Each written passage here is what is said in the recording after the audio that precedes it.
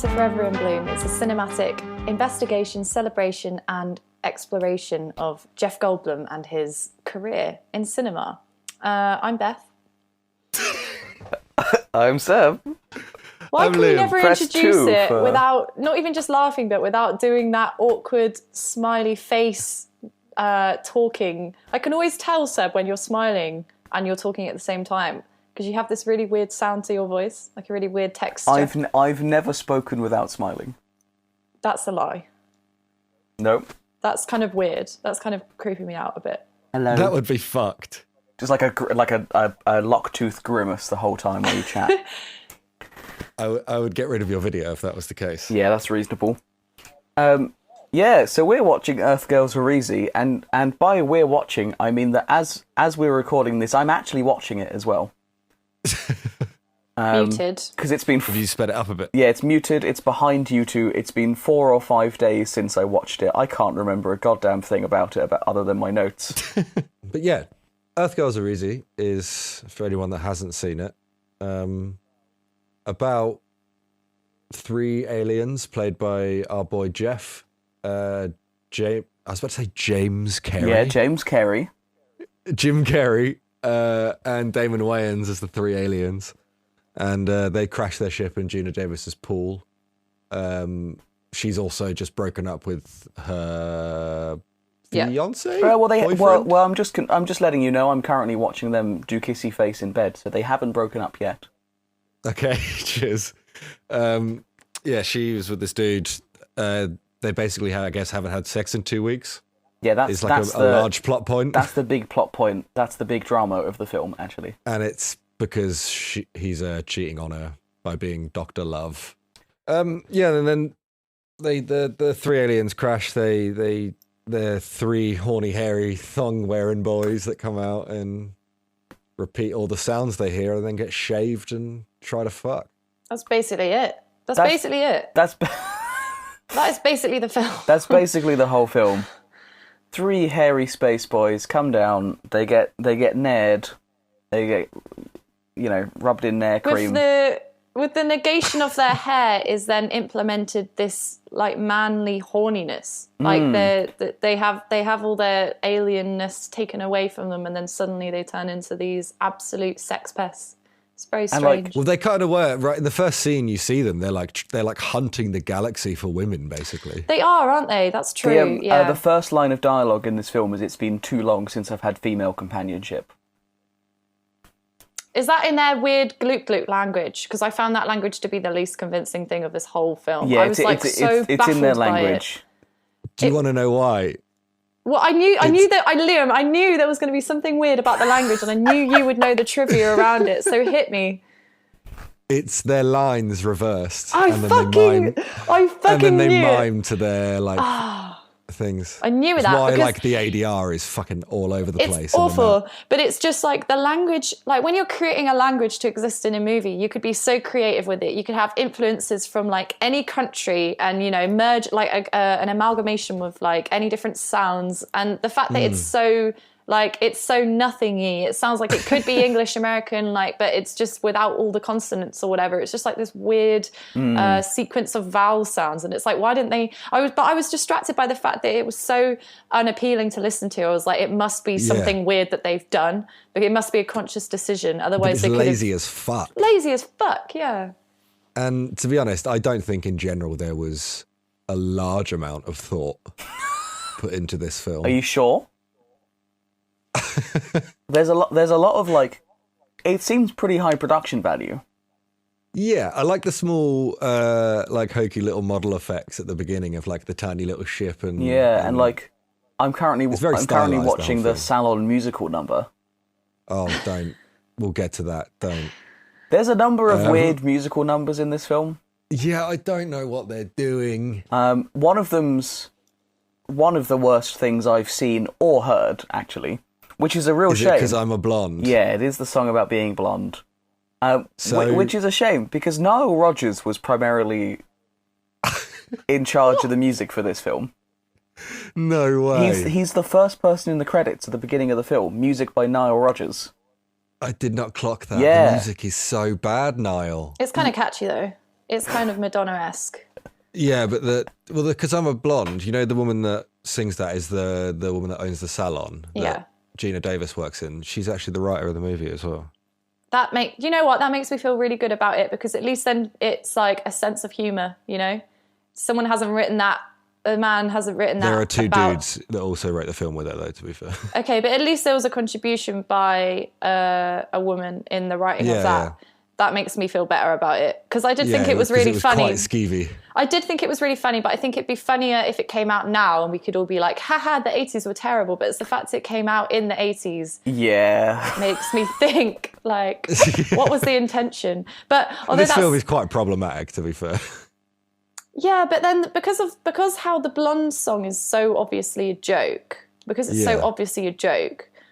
makes me think, is everything else in this film just a bit of a joke? Is it kind of a self-commentary? The scene was like a reshoot. It was something they chucked in last minute because they had to cut another scene. They needed to pad for time, so they wrote that song and chucked it in. What did they cut out? Which is why it kind of comes out of nowhere. It definitely pads for time. It does come out of complete nowhere, doesn't it? Although all of the songs do, to be fair. Like the first song you see is the salon one where Gina Davis her and her husband haven't slept together in a while, so she goes to the salon to talk to her mate, and she pushes her into trying to get a makeover. And then this song just comes out of nowhere, and she's just like forcing her to just get all this shit done. It's just like, if someone started singing at me and forced a makeover onto me, I would call the police. Did you notice in that makeover scene when they when she's wearing a towel and they rip off just the tiny bits that cover her nipples? It's really weird. Yeah. There's nothing about anything in this film makes any sense, and I'm kind of into it. No, it doesn't at all. Like, it's fucking insane. The two guys that wrote on it. Okay, let me quickly go to the IMDb and see what they've worked on. I know that the two guys worked on Clueless and Quantum Leap. So Quantum Leap, I will not hear a single bad word about, so you watch out. Clueless. It's the movie. I've never seen it. Good. You can't badmouth Clueless either, and I can actually see some quite a lot of similarities now between those two films. I can definitely. When I saw that, it kind of made some sense with Clueless. Julie Brown, that's her name. Can I just? This is. It's slightly off order, but it also doesn't make any sense to mention at any point in this film, really. But did you notice that every time they're in her house and they use the phone, it's a different phone? Yes. No. It's a different it's a different novelty phone every single time they use the phone. It's very funny. I like the really big phone in the dream sequence. Yeah, that was good. This is probably making no sense to anyone. No, this film. Yeah, you just have to watch the film, to be honest, to get anything from what we're going to talk about. You just have to absolutely watch the film. It is on YouTube for free. I would watch it again. You know, it was just on the right side of weird to make me want to watch it again. It was close. Very close to being not. That whole Lynchian dream sequence where she opens the freezer and there's just a small alien in there.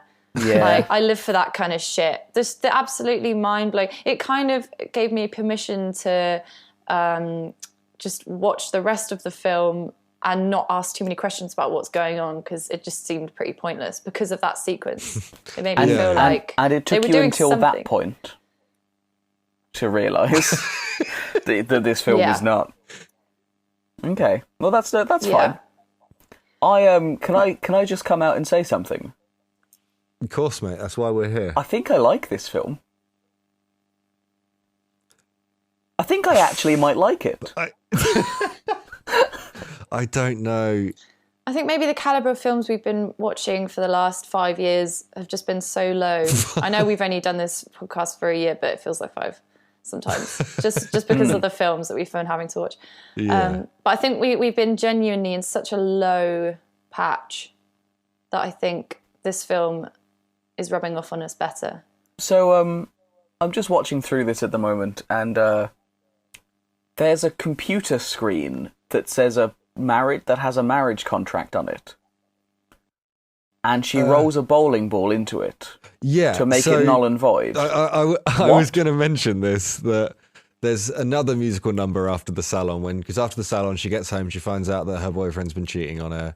She kicks him out. I should point out she she kicks him out by like saying, go away, never come back. And then as soon as he gets out and drives away, she runs out of the car and is like, Ted, where are you going? That's what I mean. She, like, her character is just so, she's such a wetty in this. Like, Makes no sense. The only thing she gets driven by is sex or the promise of a relationship. There's or marriage. Because she literally has a line that says, when she's like throwing shit at him, finding out he was going to sleep with someone else, she was like, you were going to have sex without me? That's good. I like that. But she also does this thing where she's reading a book that says, like, spritz a light bulb with your favorite perfume to set the scene for your love trap. And there are two things about this. One, she also pours the entire bottle of perfume on the light and blows it up. Starts a fire. But two, no one should be setting a trap for love. No one should be trapping anyone for love. But that's to me, that is a little clue that the writers are aware that this is a bad portrayal of women, but they've chosen to do it because a lot of films portray women this way, which makes me think it's self-aware. It is, but it's also like mixed up with a bunch of other films that have done that, like not meaning to do it in a satirical way. That's what I mean. That's what I mean. It's the right decisions, but it's the wrong release. Like it's the wrong. Yeah. It should have been released 10 or 20 years after, and it would have made more sense. But it's the fact it was in the midst of like when women were basically just playing blonde bimbos and receptionists, and that's why it doesn't make sense. Because like they're making a mockery of a stereotype that was so like prevalent at that point and would be prevalent for a lot of time after, that this wouldn't have had any effect on that portrayal of women. So it's kind of weird. Also, I want to say, people would have just taken it in their stride, like, yep, this makes sense. Yeah. Why is it always late 80s films that feel that they can get away with having songs overdubbed with vocalists that just do not match the characters at all? Like Gina Davis gets dubbed over by a voice that just is so far from her own voice. It's like almost completely unbelievable that they did that. Wouldn't care about the fact that they have musical numbers in the movies, so they wouldn't hire someone that can sing. They'd just be like, oh, I want to see Gina Davis in a very small bikini for like 70% of this film, so let's get her in. She is in that for the majority of this film. So I was just saying it reinforces this idea that the songs were such an afterthought that they didn't even think to get an actress who could contribute like singing. It's fucking insane. And she then goes into that whole thing that Seb mentioned of like trashing all of his shit in this, again, really weird musical number. Like you're saying, she gets dubbed by someone that's clearly not her. And she is like singing and throwing around this, like his American football, and then puts it in the microwave. And then with the marriage contract. What? No, I was just saying, I was about to add a strange thing that she did that I just went past in that sequence, but do continue. Then with the bowling ball, I didn't notice that she was smashing a contract. Yeah, it said marriage she was, like, contract. Smashing his computer. That's ridiculous. She set up like 2 planks of wood as like a guiding rail, and just like casually walks over to it and just puts a bowling ball into a computer, and it just makes no fucking sense. She pours an entire bottle of wine into the fish tank because they're his beloved fish. Oh, yeah. They were named after cars or whatever. But they were named after cars. Later on, the aliens eat them. It's a whole thing. It feels like this film was just a bunch of different things that they thought would have been, like, was really funny when they were in a room together, but didn't, like, come across as funny as they hoped when it was on screen and you saw them in weird fairy costumes. And then they also had no way of stringing these things together. So they just put all of these scenes together and were like, yes, this is the film. So getting back into the blow by blows of this film. Just so that we can get the listener on the same page. So the three aliens, Jeff, obviously their captain, has crashed into her pool. And then they have this ability where they can just repeat noises. Yeah, like replicate them. So perfectly. she screams when she sees 3 fuzzy men staring at her, which is reasonable. Yeah. And then they immediately do the same scream, and it's just the same sound. And this is how they communicate. I don't know if that's played for a joke or a plot point. Well, it's how they learn, isn't it? It's how they can get away with the fact that they don't speak the same language because they just like pick up little bits. And I think maybe the joke is because they're such good-looking men, they can get away with not really having brains or not really having any access to like language, because Just being fueled by the penis. Yeah. essentially, and being able to kind of schmooze their way around, not really, just talking in like a single word, and women lap it up, and the guys just, want to be mates of them, and people just want to do favors for them. But they only got that way because they went into these weird shaving pods. I'm very confused by that also. This seems to be a salon / random like musical rehearsal room / fucking take me out lift. It had a bit of you know that. what I mean? Beth, I'm really glad you mentioned Take Me Out, the terrible TV show. Wow. Because I haven't heard that yes, show in a long time. it's got a weird amount of that energy going on. It does, doesn't it? Because they have Yeah. the three alien men, and then she reveals them one by one, and they're shaven because they have shaving pods. And then when they come out, and can I just say, my least favorite thing about this film? You want to know my least favorite thing? What? The fucking look on Jeff Goldblum's face when he comes out after Your he's been least shaved favourite and the thing? alien. That was honestly, it made my vagina want to shrivel up and come out my mouth. It was just so awful. It was just so schmoozy, and you could just tell that, because it's his real life partner as well, Gina Davis. Yeah. You could just They're tell that he married. thought he was the fucking shit, and it just pissed me off. I think he was told to smolder because she had to then that was supposed to be her first reaction to him, where she then was like, oh my God, he's amazing. But Seb looked genuinely fucking offended, like he was going to leap through the camera when you said that was the worst part of the movie. It's horrible. It's. I actually, let me just read you verbatim one of my notes. Is, gosh, the way Jeff emerges is very powerful. I feel like this script it was one of those films that's just written to be full of potential snippets that they could then put into the trailer. Like, there's so many lines. There's one line, and she's like, Gina Davis's line, "We can't go out with these guys, they're aliens." Like, that is just so put in there to be like a plot point for the trailer. Yeah. And there was It's one full of joke those. in the club as well that was exactly a trailer fucking joke as well. And it was Jim Carrey goes to lick an ice cube out of a glass and a massive tongue comes out. And then two girls are there and they're just like, I'm going home with him. Yeah, no, It's that was perfect. top tier. It's written at the pace. It's like it's been cut for the trailer, but it's just existing in the film that way. Like they An hour and haven't 40 minutes. yeah, they haven't had to cut it. Like, it's just and I guess And yeah, trailers were it's- more important in the 80s as well. It's just so fucking low hanging fruit of dialogue. Like you said about Gina Davis's line, there's when the aliens are in the house pre-shave. I should mention they're all different colors. Jeff's blue, Jim Carrey's red, and Damon Wayans is yellow. Yeah. But none of that translates to any of their skin or hair color or anything. So there was no point to it. Absolutely not. And yeah, the cat's going fucking nuts at Jeff, and he just touches it. And then the cat's rolling around and is super happy and in love and shit.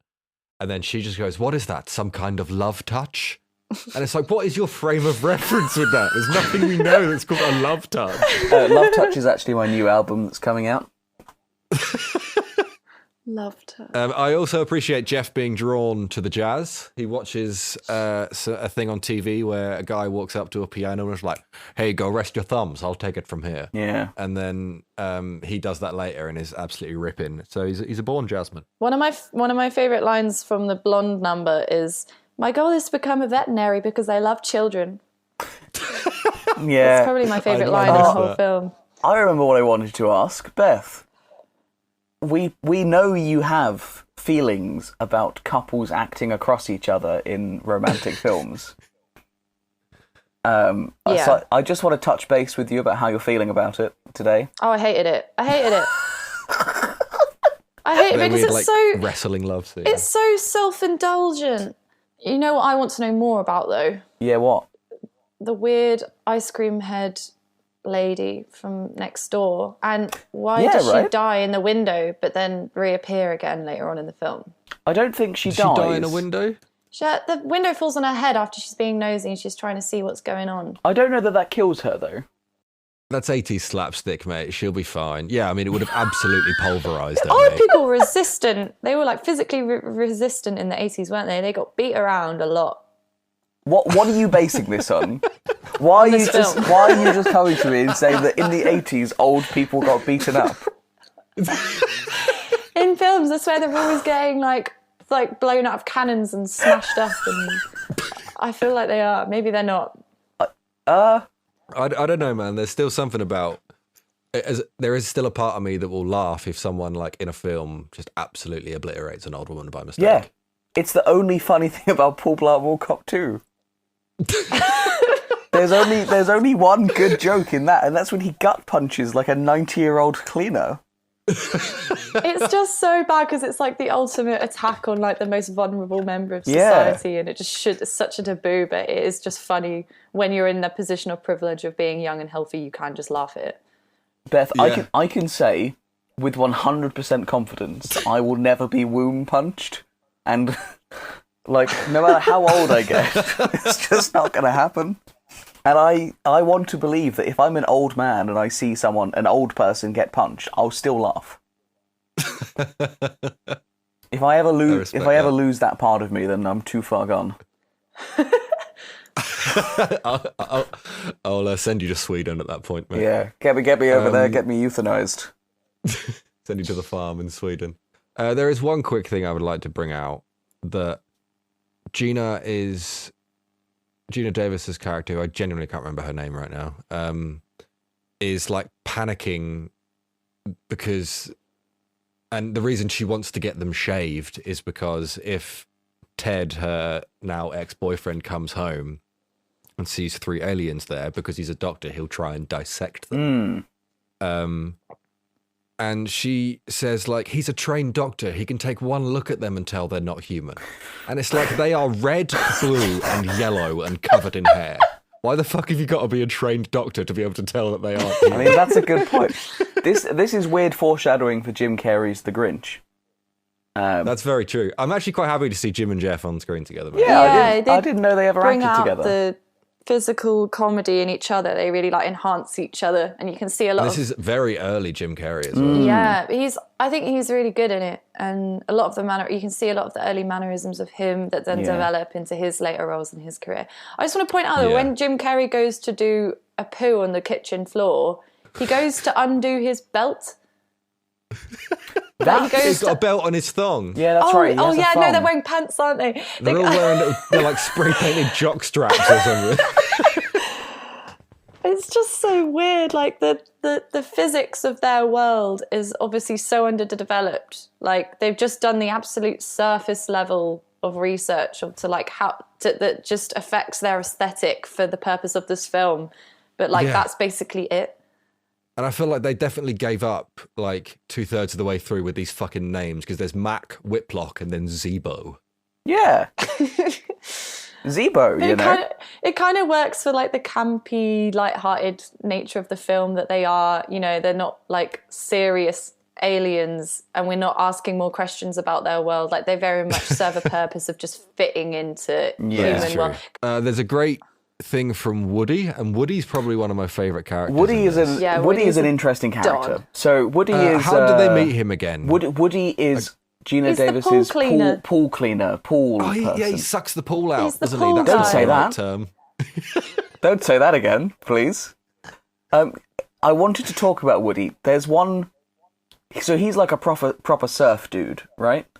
Like proper. I just want to quickly say the quote because that fits in with the surf dude, which is. Waste your brain, wax your board, and pray for waves. That's good because I thought you were gonna. Can I just say another quote he has? Yeah, I've got another one. So hopefully we've got 3 good ones here. It says, "Dude, jail isn't so bad. It's where I learned to surf." And when Gina Davis asks him what he was doing earlier that day, he says, "Oh, you know, just getting barreled in a totally cool tube." And I really like that. And he's like 40 as well. Yeah. It's fucking beautiful. Yeah, he's great, actually. He's very good. He does have one of my. He has a great line right at the end as well, which is he wakes up like leaning against a tree, absolutely fucking blitz, just in time to see the spaceship go away, and he's just like, "Give my love to Finland." Oh yeah, that was fucking great. Let's go for the true blooms then. I gave it 3 out of 10. okay. Can you Is that- explain? Yeah, what's your working? Show your working, bud. I just didn't. I mean, there isn't loads of Jeff in this film. I don't feel. Maybe Seb can help me out with that, but No, I don't feel very similarly, to be fair. and I just think that most of the screen time you get like he's just like the straight alien, you know. He's kind of like the straight man to the two goofy Whiplock and Zebo. He's just Mac. And also, He's we the do have to point out that by the end of the film, he does learn to speak fluent English Yeah. somehow. Well, He he spends learns enough enough to get time. by. I think the reason I didn't like, I gave it a low True Bloom score as well. I gave it a 4, is because I felt like the fact that he's dressed up as this fluffy blue alien is a perfect excuse for him to go crazy.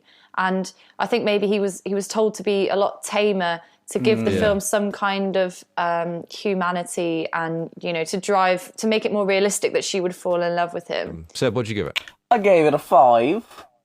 5. I gave it a 5 because he does do some jazzy stuff, you know. Yeah, that's true. It felt like there's not loads of him in it, but there is a bit of like his real self in it, I think. I can fuck with that. I did give it Craft 2 because this film is made so fucking badly, I think. Some of I know they're going very stylistically with all the props, so I'm not like I'm cool with how like cheapish they look, because that's definitely the style they're kind of going for, like hyper realistic or whatever. If that's definitely not the right term. But there's like a point where Gina Davis like goes to turn the lights off in a room, and you can literally see like one set of lights go off and the other set of lights come on in the shot. It's like there's and there's and the ADR is awful, and so's the sound in general. Like it's not made well in my opinion. In Roger Ebert's review, he called it. He said the aesthetic was viciously disposable. Ooh. Which is quite something. Seb, what was your Craft, mate? I gave it. What did I give it? I gave it a 3. Okay. Beth, what did you actually? Beth, what number did you give your Craft? 4. 4. Nice. I gave my enjoyability an 8. I had a really good time. I had a really. I'm 4. I've just put it up to 4. It was 3. I've put it up to 4. Okay, well, I really enjoyed it. I had a good time. I had an unapologetically fun time. Beth? I gave it a 5. Nice. It was more than I was expecting it to be. I thought it was going to be god awful, and it was just So a bit did I. bad. I think Like, I've enjoyed it more since we've talked about it. Like, it was... That and always having some happens. time away from it as well. Like, I think the shock of some of the garbage in it sort of took over the immediate response. Yeah. I liked how much of a wetty the husband was. Like, it gave me enjoyment, because he wasn't, he was so easy to hate, but he wasn't like an abusive man. Like, well, he was manipulative. Okay, He was a prick, yeah. You could say he was abusive because, he manipulated her, and he obviously had her wrapped around his little finger, and he could get away with having sex with other, or as he puts it, having kissy face with a nurse. He goes, I only had one kissy face with a nurse. But he's just, I kind of like wet men characters in films that are just like there to hate. I don't know why. Because so often we're given like men, he feels like a bit of a throwaway character. Like, he's not serious. It's more about her. Like, he doesn't contribute anything to the plot. He's like a real sideline. Completely, yeah. There was a new thing I wanted to bring in. This probably isn't the best film to do it. Oh, yeah, okay. It's on these notes, so I'm going to do it. And I'm going to ask, what was like your favourite Jeff moment? And if you will, your golden bloom. when he emerged hairless. When he emerged hairless. That was my least favourite. And he smoulders so hard that like everyone in like a 4-mile vicinity probably got a little tingle. That's what it was. Yeah, all the pizzas in a 100-meter radius got cooked by the fucking heat that he was providing. Yeah, that was a real sizzler. That or Or just when he's asleep in that weird alien, like, coffin sleep bed thing at the beginning of the film. He just looks really peaceful in that floating bed. You get one golden bloom. Okay, well, I'm giving it to the smolder. Sorry, Beth. You can have mine, Seb, because Nope. the only one I can think of is the bit where he bites into the celery and then puts it to his ear and then listens to the bite of the celery and then makes the sound of the bite of the celery with his mouth. And yeah, That's good. No, I'm happy with that. Good, That's Liam. a good golden bloom. What's yours? It was a quote, and I need to find it because it was really stupid. It was just out of context. It was just, "Are we limp and hard to manage?" That was good. I like that. that stuck out to me as well. That was my golden bloom. Just to let you know, this has scored 38 points, which puts it in 10th place, drawn exactly with Buckaroo Banzai. Oh, I don't want to hear those fucking words. Really? Yeah, and they're like in the same vein of like weird alien sci-fi.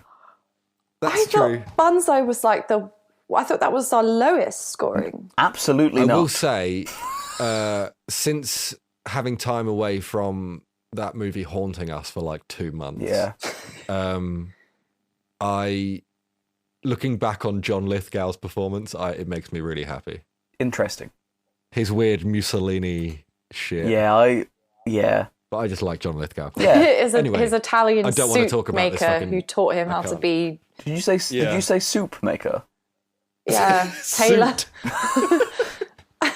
I can't. Can we not? Yeah, I'm slipping into fuck, talking about this okay. film again, and I can't. Yeah, not going there again. Seb, what was your Bloomiverse then, mate? So, Where does this fit? I'm gonna break tradition a little bit, and I think I know the connection, and I think it's in the future. Oof. I think the connection's in the future, so I'm gonna give it up to you two whether you want me to talk to you about it now, whether you want me to bring it up when we get to the film. How far ahead? Because I have something similar, but I think it's far enough ahead that I'll probably say it again because I'll forget. Well, that's what I'm thinking, because I think it's like 20 years. Oh, then fucking fire away, my dude. Well, I think that this is related. So, I've not seen every film Jeff Goldblum's in. That should be obvious by now. Yet. But the only film I know of so far, other than The Fly, where he's like kind of an alien, is when he plays the Grandmaster in Thor Ragnarok. Interesting. This is also one of my connections. I don't know of any other film yet where he plays an alien. And if I may, yes, and yeah, go. right Yeah, now, please. There is a direct correlation between this movie and that movie outside of that other connection. Oh yeah, which is that the Grandmaster in the comics is completely blue. interesting. Jeff Goldblum in that movie only has a strip of blue going from his lip down to his chin, and he has blue eyeliner on. Yeah. The reason that he only has that much is because when Taika Waititi, who directed that movie, said to him, "Oh, we're going to paint you blue for the film," Jeff said, "No, I've been blue before." And that was referencing this movie. So they just went with a more stylized look with the Grandmaster. Well, I think that solved this one actually. I think that this is in that it's in that relationship somewhere, because we know that the Grandmaster is very old. We know that. Yeah, very old. So that could be his longest time spent in that multiverse. If that's the theory you would like to subscribe to. Yeah, I think that's what I'm going for. Can I bring a new segment to the show? Please. I want to read you some of the comments that are on this copy of the film that's on YouTube. Nice. There's not many of them. I mean, the first one is questionable, which is I love this film better than Jurassic Park. Off. Can you click the downvote on that for me, please? Yeah, done. Down voted Kerry Hughes. Thank you. Yeah, dox them, mate. Fuck them. Rave Days says, I totally adore this movie ever since it came out. Jeff Goldblum was hot. It's pure Hollywood B-movie. Which, good. It reminds me of cool films like Spaceballs and The Goonies. Fun. And then This was a very cold B movie. Gina Davis is looking beautiful. So fun and She was like romantic. 22 in this film, I think. And yes, Jim Carrey is in this. And that was from the Steel Prime King of Dabble-Dee-Doo. 3 weeks ago. 3 weeks ago. 3 weeks ago. So we're not the only ones who have watched this recently. Yeah. Taglines. Yeah. You like that? Thanks for the call and response. It's all good. Number 1, they're horny, they're hairy, and they're from outer space. Cool. Good. Number 2, Valerie's about to discover how far a girl has to go to find Mr. Right. Cool. And number 3, once you feel their love touch, you can't get enough. It's number 2. I want it to be number 3 or number 1, but I believe it's number 2. I think it's Beth? number 2. What, Valerie's about to discover how far a girl Yeah, has to go because to find Mr. that's just Right. the ultimate. Like they end on that line, and it just makes so much fucking bullshit sense in this weird world Yeah. they've created. Is this the first time that both of you have got it right? Oh, I Probably think it not. might be. I think it actually might be. Beth, we're bad at things, so it might be. Did we actually get it right? Yeah, that's what Yeah. I said. Oh, Like, I thought you were saying like I thought you were going to be a dickhead and be like, well, it's not because you both got it wrong because we always do. no. No, I mean, I literally, yeah, like, this is the first time I think that both of you actually got this right. I'm very impressed with us. Awesome. And is that because we're getting better? Is it because it was just not a good tagline and your two were actually better? Maybe. Yeah, maybe. It was, I did struggle a bit to write this one. It wasn't my easiest. No, it's I would also like to say, I do not appreciate their, like, rework of Love Train by the OJs at the end. Can Yeah. you please leave that to them? Seb, how long was he in it for? 38 minutes and 54 seconds. Wow, that makes sense. There's like a full Yeah, hour and 1 minute that he's not in it for. Yeah, that felt about right to me. Yeah, I didn't feel like he was in it loads, hence my lows. And it's what, 10th out of... 10th out of 20. And this is episode 16. Yeah, it's the halfway that's the right point. math, isn't it? Yeah, that sounds I'm maybe pretty right. sure it's episode 16. Who fucking knows? We have still need to find Beyond Therapy. We will do that. That's true. We will get there. We And, will find it. The longer we take to find the movie, the more jarring it's going to be, but that's just the way the world is. What will we end up jumping back by like a decade to watch it? Yeah. Well, Yeah. hopefully, if we do have any listeners in America that could email us and send us a copy of that, because we can't get it here. I think we will I pay did for it. actually I'll pay start for looking it. on eBay. I did start looking on eBay and I couldn't find If anything. anyone has but- an old copy of it or something, just send it and I'll pay for the shipping, please. That's an offer you can't refuse. So what film have we got coming up next Yeah, I week? was just Yeah. about to ask that. And by ask that, I mean look. What delights do we have in store for our eye holes many treats for us. within the next many fortnight? tweets. Seb, Yeah. we've spoke about this. Not on the No not baby, on the podcast, no we baby haven't. voice on the podcast. I don't think we've ever had that conversation. Well, if we haven't, we are now. Okay. The tall guy. A nasty comedian's assistant has allergy-induced sneezes, giving problems at work, etc. It actually says etc. Etc. He God. accepts weekly injections after seeing the cute nurse. After a dozen injections, he finally asks her out. What's that got to do with the tall guy? Maybe he's the tall guy. It's It's got Emma Thompson and Rowan Atkinson in it, so that'll be good. Maybe. Is it a British film? Looks like it. Ah, yes. So I think we're done, right? Is that it? Does We're anyone done. else have Yeah, anything no, else to we've done say? it. Any final thoughts on Earth Girls Are Easy? Do you know what? They are, man. And so was this. This was easy. This one was easy. Compared to some of the things that we've watched. Yeah, compared to this. Silverado. Compared to so many of the things that we...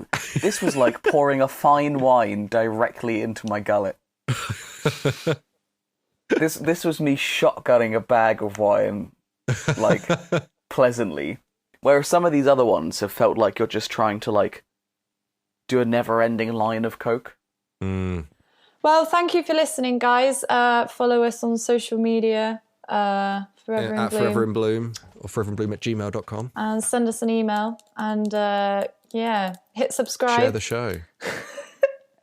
Yeah, smash that. If you guys want to just smash that subscribe button for updates and when we release new content, that would be great. So if you could share the show with people that you think would like it, that would really help us. Helps us grow, and review it if you can. If you're on iTunes, give it a cheeky little review. Also, for any cinema nerds out there, I've now created a letterboxed playlist with all of the Jeff Goldblum films in order that we're reviewing them, so you can find them on there and add them to your lists as you watch them and as you listen. So, hey, how do you find it? that? It's your on the moral Letterboxd obligation. app. It's Awesome. Forever in Bloom playlist. Letterboxd is great. It's a great. Beautiful. It's good if you're into great film. Playlist. If you're into film, it's what you need. That's it. Yeah. Goodbye.